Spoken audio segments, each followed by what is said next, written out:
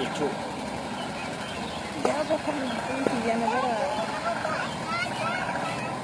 Moitaa waliin kuta jee ilmootana wallaahi ambayyoo addan jiraatu jee.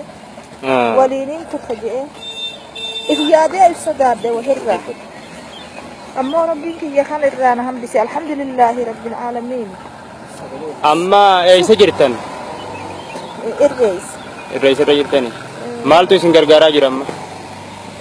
Waa takka warruma biyyaatiitu qarshii 10 qarshii 20 akkanumatti qarshii 6 qarshii 7 akkanumatti waan fakkannaatum. Kanumaan daabboo faa bitachaatum. Akkatti jirra. Waan takka tarra jirru hin qabnu. Wallah agabuu gaafa dhabdanis agamoo bultan. Agabuma bulla gaafa dhabnees. Amma dubamee ummanni gaa Oromoodhaa ka biyya alaatii fi ka biyya keessaatiis akka gargaarsa harkattuu barbaadame. Akka gargaarsa harkattuun barbaada. Ummanni biyya alaatis ummanni Islaamaa ka biyya Itoophiyaa kamis akkana gargaaru.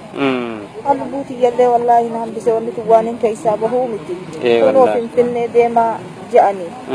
Haakima yoo dhituu sanillee hin beeynu horii guddaa fudhata jedhanii. Haakima yoo dhituu san deemaa jedhanii. Sanii wallaahi hin beeynu akka nu gargaarta. Oon qoliin fudhadne gaarii.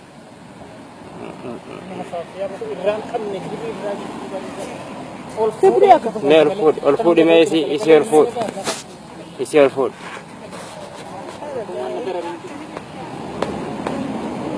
Deebis garagalchuu? Garagalchee garagalche. Ol fuuteen dubbatu.